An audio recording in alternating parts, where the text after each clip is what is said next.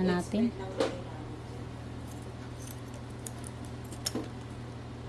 I-relax mo lang, sir, ha? Ako ang kukontrol ng paa mo, sir, ha?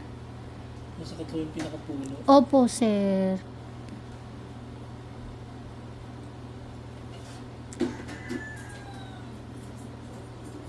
Dito sumasakit siya dito ate. Sa ganun. Andun po yun sa dulo, sir.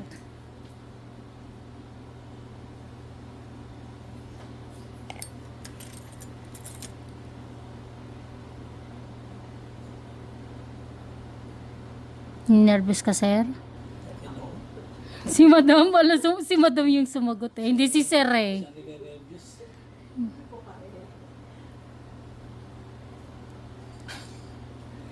Sikat. Sanay na po pagka may sugat. Cut na natin, sir, ha?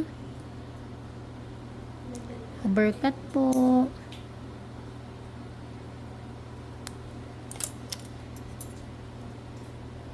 Actually po, naputol yung kanyang nipper eh. Okay lang, sir? May pain po talaga to, ha? Medyo diding ko ng kaunti.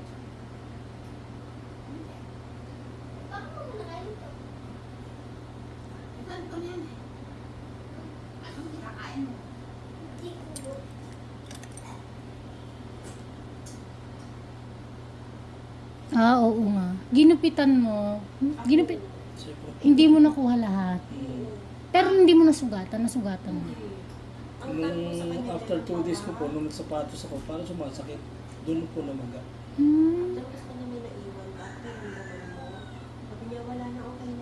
Masakit yan, sir, ha? Medyo i-push ko pa ng kaunti para hihigitin ko na lang.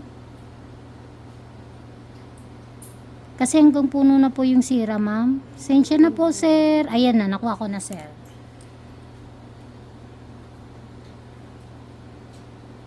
Op. Ayan na. Ito, ma'am, yung ano mo, naiwan mo po. Ayan. Sir, pisilin ko. I-observe mo, ha? Wala na po, magalang po. Sabi ko sa'yo, ma'am, diba? Sabi ko sa kanya, sabi ko parang may naiwan. Kasi nararamdaman ko. Hindi.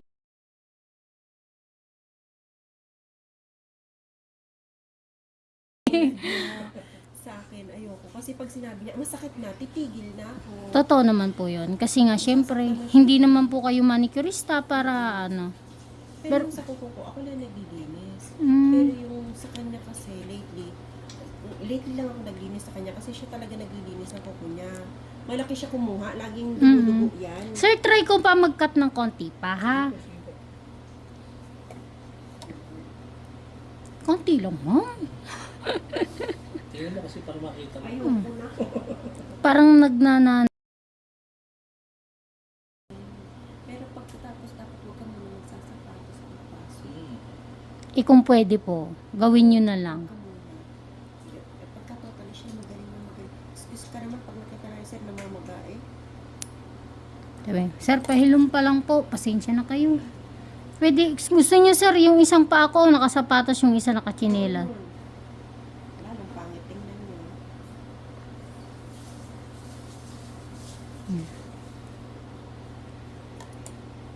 Ang bilis yung magpatakbo, ah.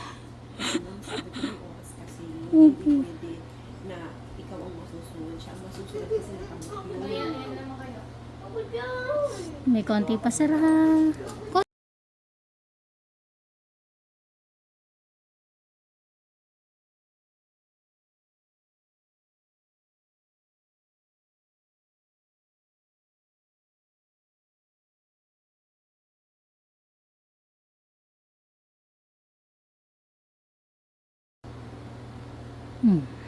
Yan. Ay na. Pwede din nyo din po siyang anuhan ng mainit na tubig na may asin. Babad mo, sir. Lalo na sa gabi, bago ka magpahinga. Tapos kung mayroon po kayong ointment na para sa ganito, lagyan nyo. Pero sa tingin ko ito, hindi ko sigurado, mama, kung masisira na talaga siya totally. Mas maganda yun, ma'am. Para sure na ano siya. Siling ko ulit. Ano, sir? Wala po, magaling po. Matagal yung biyahe. Yung biyahe matagal. Yung linis, saglitan lang. Sir, bawas ako dito, ha? Sige po, sige po. Tanggalin yung dapat tanggalin. Kasi nagkaka-dry skin po kayo, eh. Kapal yung dry skin niya, hindi ako nakakakuha nun sa kanya. Mas ano po kasi ang dry skin, ma'am, eh. Wala Mas- siya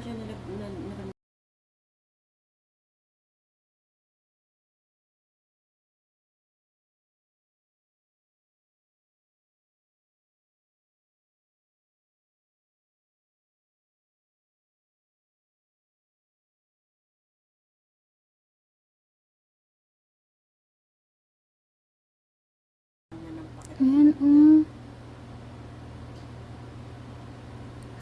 Busan natin kasi dry.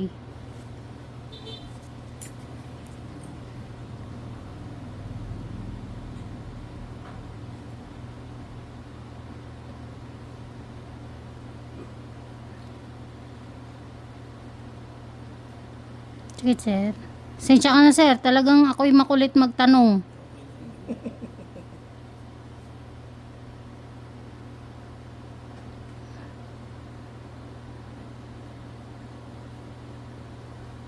Ayan. Okay na. Pahingin lang pen. Tagaktak yung pawis ko. Kuko yan. Makukuha ba ako? Opo, anak. Tapos yung mga dry skin na yan.